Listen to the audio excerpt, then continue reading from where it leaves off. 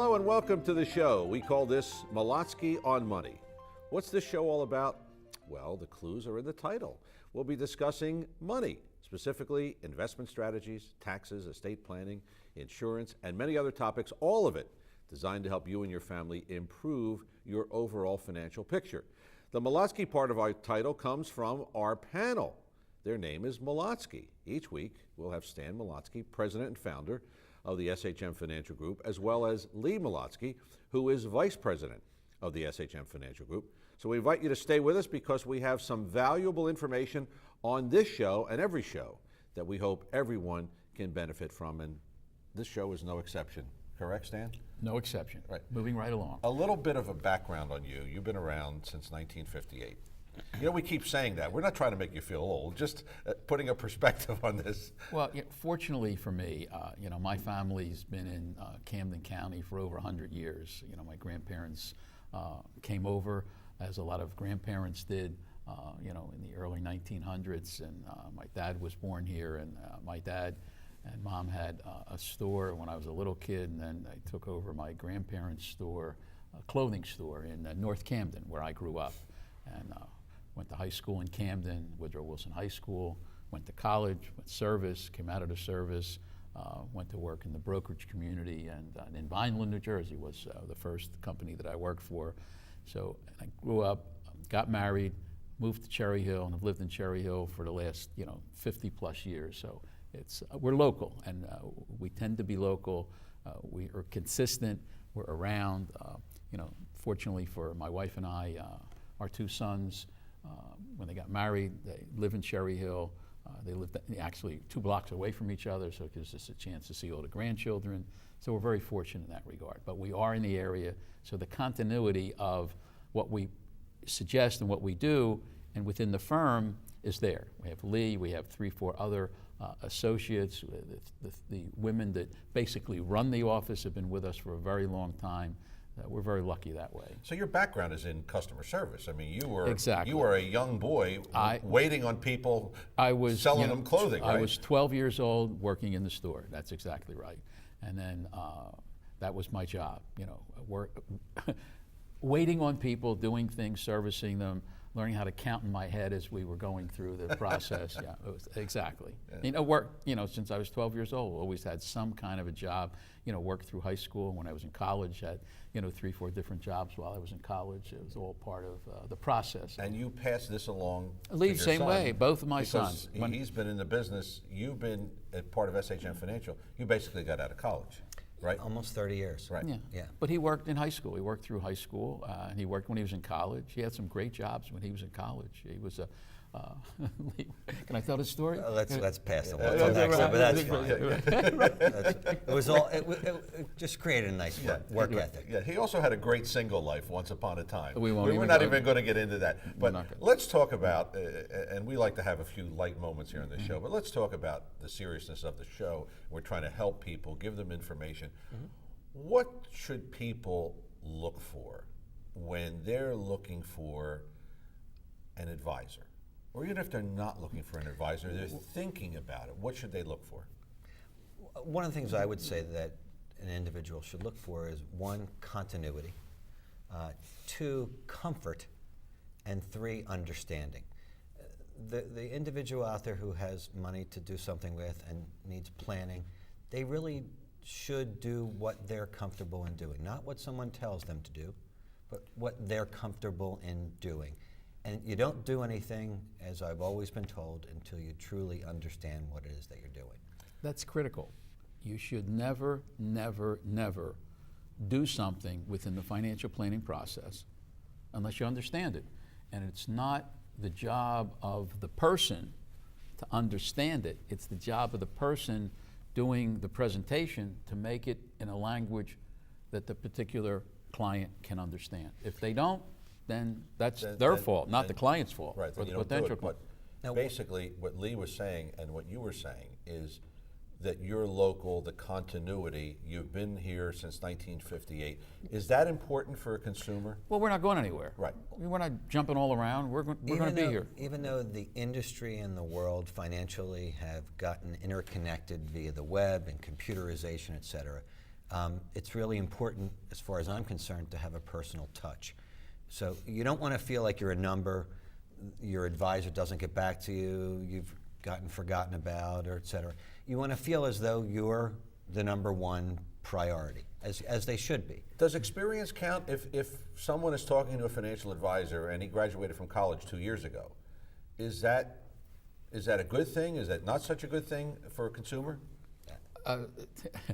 Well, I'm a little biased. Yes. You know, I would certainly think that the person, 2-3 years in the business may not know as much someone who's been in the business longer, but hopefully that person, and we have someone, that's working with us now, been in the business about 3-4 years, but he leans on Lee, leans on myself, he leans on 2 or 3 of the other people in the firm, for additional information and things that, we can help him with in the planning process. So hopefully that younger person is doing the same thing with his entity. But the important thing with the entity is that the consumer, the client, has to know, how long the person they're dealing with certainly has been in practice. And they also have to know, whoever they're dealing with, who the custodian is of their assets. What do you mean by that? What do you mean by custodian? When a person in turn, when they purchase, whether it's stocks, mutual funds, ETFs, there's an entity that acts as the custodian. Our fee-based advisory entity, which Lee is the managing partner of, our custodian is Pershing and Company. Mm-hmm. Pershing and Company is a division of the Bank of New York. They're holding the money. They're Is that holding the correct? money. No Okay. money comes to SHM. All the money goes to Pershing. Pershing in then disperses the money. The client has access to his statement 24 hours a day, 7 days a week. Just by punching a button, they have access to whatever's going on within the statement. Well, why is that important, Lee? Well, we've seen, unfortunately, history has a somewhat sour note to it. There have been many individuals in the past however many years who have absconded with money, done some things that are not appropriate. So when you understand that the custodian is extremely important. That's again the entity holding the money, Yeah, correct? Correct. We Right, are kind of like the captain of the ship, and you're the owner of the ship. The individual owns the ship. We're the captain of the ship, and based upon where it is you want the ship to go, we will help guide the ship along. But Pershing, in our particular case at the moment, is really where the ship. They're holding. They're holding money. the Pershing is the the ship ship. is docked at Pershing. Pershing's Okay. docked. Right. That's Okay. correct. But it's also important, not only should the person know who they're dealing with and who the custodian is, it's critical that the person know how their advisor gets compensated. How do they get paid? And why is that important, Stan? Well, because sometimes there are things within the process that the person may not know. That you want to know what the fees are, you want to know what the expenses are, and you want to know basically how the advisor gets paid. Do they get paid from the individual, or do they get paid from the particular entity that they work from? I mean, if you think about that, there's a lot of individuals, wonderful people, many of them, who work for brokerage firms. A broker works for his or her brokerage firm and gets paid by his or her brokerage There's firm. absolutely nothing wrong with that. Nothing wrong with that, but No. in the case of your case, the difference is We work for the individual you work client. for the individual. Right. So That's the client has no ties to XYZ brokerage That's firm or correct. whatever. There's no perceived, when you work for a firm, and I've done that, been there years ago. When you work for the firm, there's nothing wrong with that, but there's a preconceived product line that the firm approves, and the broker is restricted to that particular So product he line. can only sell what's in that little basket that he and has. there's nothing wrong with He that. or she. He or she. There's not- But, there's but not- you have We're the totally world an to sell. independent, exactly, totally independent entity, and go look to see what makes the most sense for that particular client at that particular time. Here's what Okay, we are. I'm we're sorry. coming up on a break here, so we do have to break. Coming up here, more to talk about on Molotsky on Money, including our very popular feature so far, Red Ball, Green Ball. What is that all about? Well, we're going to show you. Stay with us. It's Molotsky on Money with Stan and Lee Molotsky. I'm your host, John DeMasi. Coming back with more of the show after these words.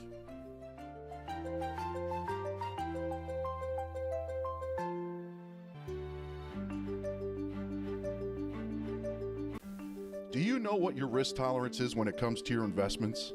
Do you know exactly what you have in your portfolio? The SHM Financial Group have developed a very important program called a financial stress test. It's simple, quick, and can help you in your future financial plans. Contact the SHM Financial Group to schedule it. Offices in Collingswood, Voorhees, and Lakehurst, New Jersey. Call 1-800-MONEY-SHM. That's 1-800-666-3974.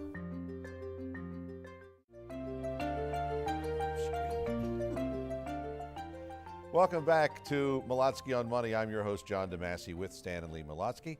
As we said at the top of the show, each and every week we're here at this time, and we like to think that we're educating you on all of the things that are happening in the financial world today, like investments and taxes and estate planning and those kinds of things. On this particular segment, we like to call it red ball, green ball. What is that all about? Well, Lee Molotsky is going to explain that to us. Lee, what is red ball, green ball? Sure, if we could pull up the graphic on the red ball, green ball, that would be awesome. The red ball, green ball is a simple concept that we developed many years ago, and we use it when we're assessing risk. So one of our initial questions is, where are you? Where are you most comfortable? Are you in the risk off category? Or are you on the risk on category? There's nothing wrong with either category, it's just a matter of where you are personally. So we'll sit and ask you simplistically, where are you most comfortable? And what are we seeing here, Lee? Now, we're seeing a bunch of red and greens, and what does this all mean? Sure, so we have part two, which is, are you a risk on or risk off? And then if you are, what percentage of your assets are you most comfortable in having in either category? If you're 100% confident in risk on money, you would be all red. If you have nothing, you want nothing whatsoever to do with the risk at all, you would be 100% green. So most people fall in categories not at one end of the pole or one end of the spectrum or the other. They fall somewhere in between. Like number 4 there, 50-50? Yeah, is sure. that a common one? That's one of the common ones. I'd say, and there's no specific answer as to where someone should be, but I'd say the most common of the red ball initially, which is interesting, is either the 80-20 or the 20-80.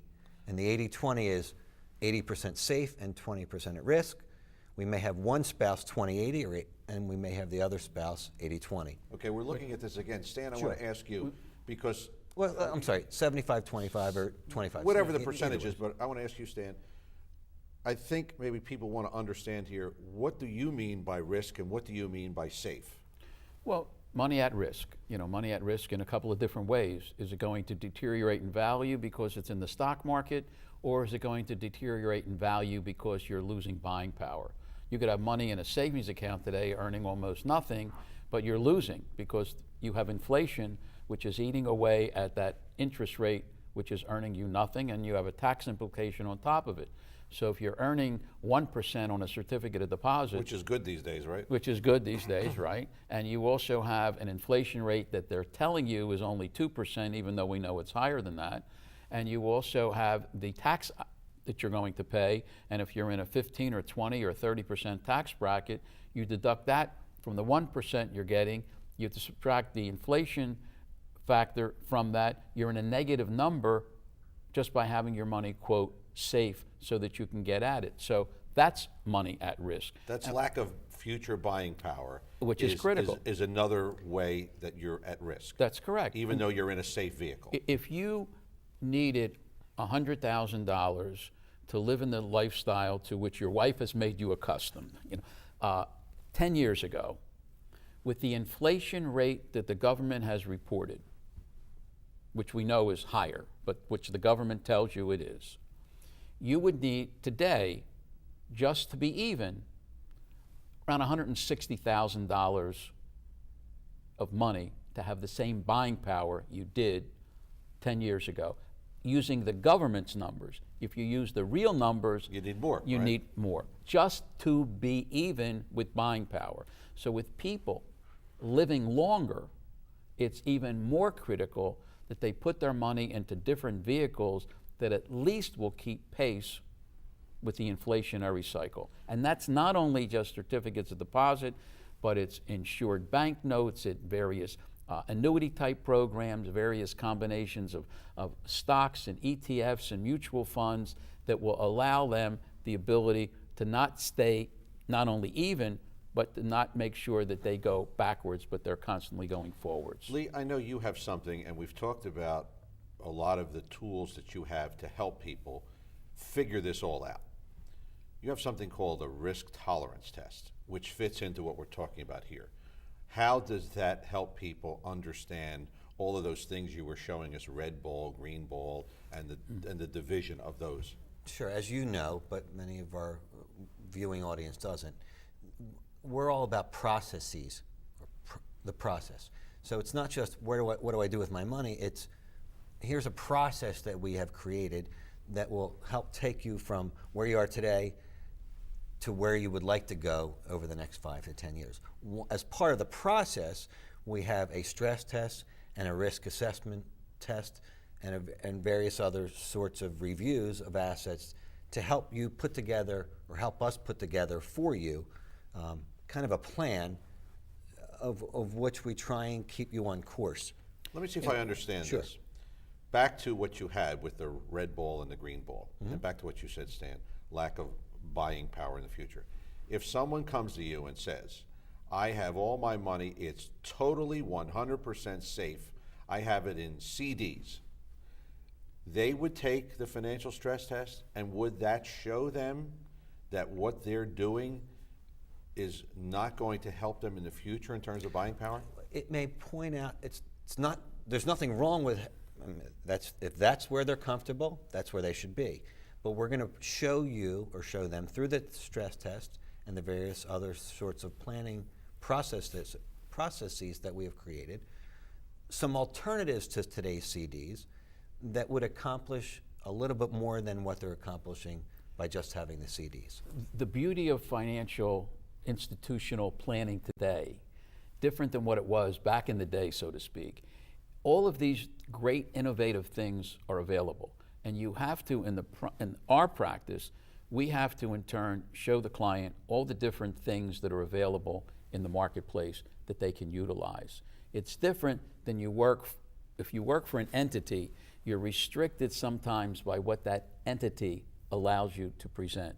As an independent entity, we don't have a product line. Our job is to find what makes the most sense for the client at that particular time and present it to them, and it's their job to make sure they understand it and then utilize it and then go forward. We uncover many people's issues and needs and concerns through the process of the stress test and the other tests that we provide for them, that they would go through and fill in, and we would basically do an analysis of their overall plans to see if their plans fit into what they're trying to accomplish.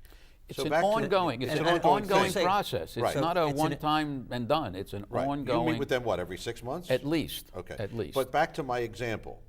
If that person came to you with $100,000 all in CDs, they would take the financial stress test. Would you then, after that, say to them, look, here's what you said on the test. Here's the results. Here's the results. Now, would you then say to them, if you did this as opposed to what you're doing, you're going to be much better off financially? Here are two- Exactly correct. Right. That is here exactly are right. 2 or 3 different options that individual can use in his or her planning to accomplish a little bit more than they are today. And would those options be safe? Sure. For that particular- Yeah. If- If that individual's stress test showed that they want to stay in the green zone, the answer is yes. And not only, that may be for today. 6 months from now, that may be different. Things may have changed. Their health may have gotten better or worse. They may have hit the lottery. They may have, other things may have happened in their life cycle that will allow them to modify that risk tolerance. So it's an ongoing, constant process. Plus, there are innovative things being introduced into the marketplace that's our job to show and present to the client to see if it can help their situation. Do you show them how to hit the lottery? Is that part of the process? The answer is no, but strangely enough, we have about a half a dozen folks More than that, actually. Yeah. who Who have actually hit Oh, the yeah, lottery? yeah, Yes. yeah, yes. One couple hit it Twice? 3 times. Okay. 3 Well, times. she hit two major, and then the third one was only like a $50,000 Oh, that's thing just- at the, down okay. at Atlantic All right. City kind of thing. But Okay. no, but Yeah, no. sure. it's- None of us here hit the lottery, just No, for the that's record. right. We have more to talk about here on the show. It's Molotsky on Money. We're here every week at this time discussing a variety of issues, all of it, of course, financial in nature. And coming up, we have your email question of the week and plenty more to talk about. Here with Stan and Lee Molotsky, I'm your host, John DeMasi. Coming back with more Molotsky on Money. We'll do that after these words. Stay with me.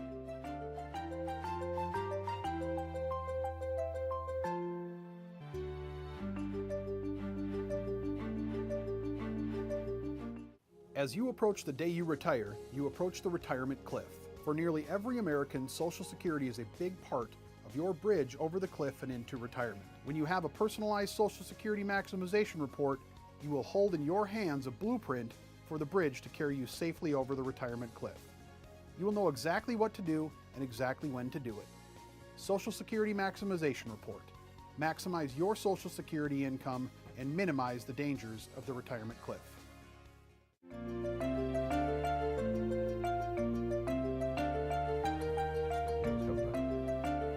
Back here with Stan and Lee Molotsky on the program Molotsky on Money. If you would like to reach Stan or Lee Molotsky or any member of their team, we do put up their toll-free number on the screen from time to time, and we also have an email where you can get in touch with them. And of course they have a website, which is shmfinancial.com. Before we get into our questions, on your website, what could people find? What are some of the things they find on your website? The word plethora, right? Okay. A veritable plethora of information. We have a library worth of articles. We have some interactive things. We have some video footage about certain topics. I think it's an interesting website to go to and just peruse around to see. Well, we see what's also, on it. not to interrupt, but Sure. that's part of my job is to interrupt. We have a couple of radio shows that we do. The radio shows you can click on and listen to the radio shows, and these television programs that we're doing will also be available on the website. Our website is in the process of being upgraded and modernized. It's excellent now. It'll even be better as we move forward. We also, and we'll get into this as we move through various shows, but we're going to talk about our cloud in the cloud lockbox, where people can store their information, access it at any time through a triple secured. There's a lot coded- of different things that you have, and we've said this on other shows, a lot of tools that you have, and they're all designed to kind of help people and show them guidance and give them direction as to where they should be, and maybe they did something in the past where they should modify that, correct? Is that pretty much what Absolutely. your philosophy is about? Absolutely. Could not have said it better Well, myself. see, I've only known you for 30 years, so I guess I learned something over the course of time. All right, we have some questions. In fact, this is one of our regular features here on the show. These are email questions that have come in. And again, if you would like to email Stan or Lee a question, feel free to do that. This is Matthew in Toms River. He says, I'm self-employed. Can I deduct the premium I paid for my family's health insurance? Very simple answer to that. You certainly want to check with your CPA to make absolutely sure you're doing it the right way, but generally speaking, the answer to that question is absolutely. You are entitled as a self-employed person to deduct that as a business expense in your tax return. But check with your CPA just to make sure you're doing it properly. And you can deduct if you pay for your Family. wife, your family, you can Absolutely. deduct all of that. In all likelihood, the answer is yes, but again, check with your CPA. And we're talking about the email questions. Anybody who sends us an email question, they're entitled to receive a complimentary, that estate planning booklet that we make available. And if we should select their email question for the show, then we will make sure they get a Wawa gift certificate.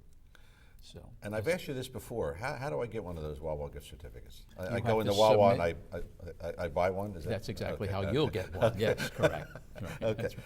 Speaking of taxes, part of what you do so that people understand watching this show, you have CPAs at your disposal. So if a person like Matthew came into you and had that question, you basically can take it to one of the CPAs you have and help them out with that, correct? That is basically what we do. I mean, Lee's background is in taxes, and he worked for Pricewaterhouse and Deloitte Haskins before he joined the SHM Financial Group many, many years ago.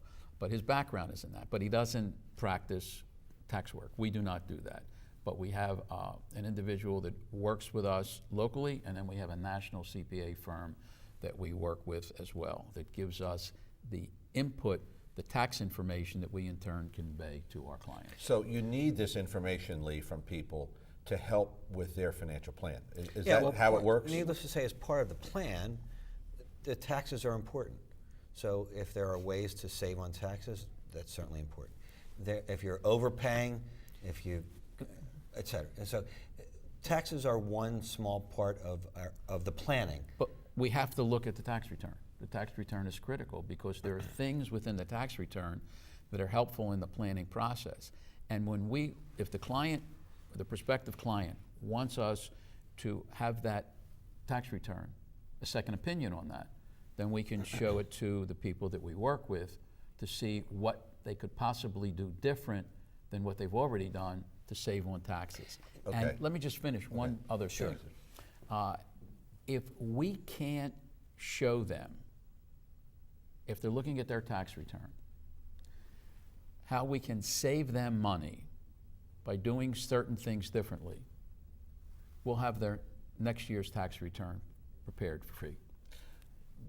Because that's how confident you are. And that was my next question, Lee. How many tax returns do you see where you say, wait a minute, you're paying too much in taxes? Well, it's not give me that a we see it. percentage, I or would that say, you would have reviewed. I'll tell you something more importantly.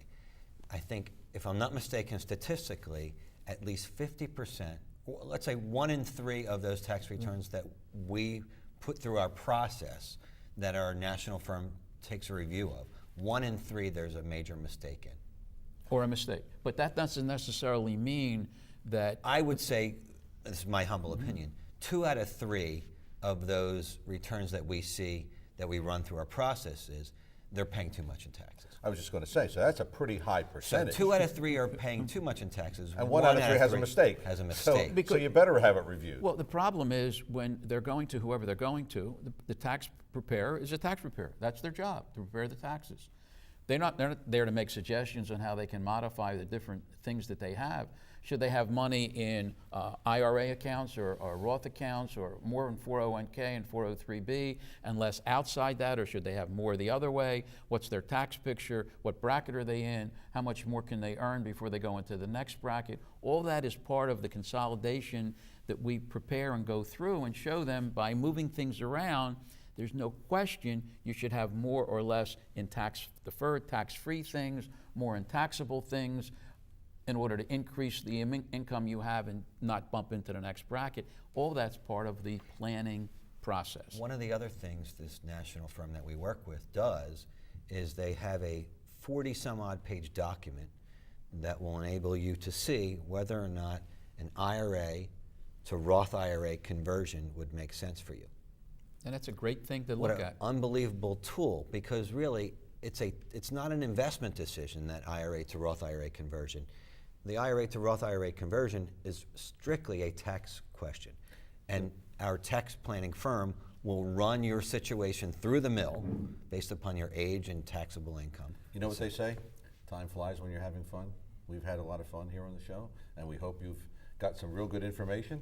That's going to put the wraps on another edition of Molotsky on Money. Don't forget, if you want to email or call Stan or Lee or go to the website, feel free to do that. They'll be happy to talk to you or take your email question. For Stan and Lee Molotsky, I'm your host, John DeMasi. Always a pleasure. Thank you for watching. We'll talk to you next time. Molotsky on Money, right here. Take care.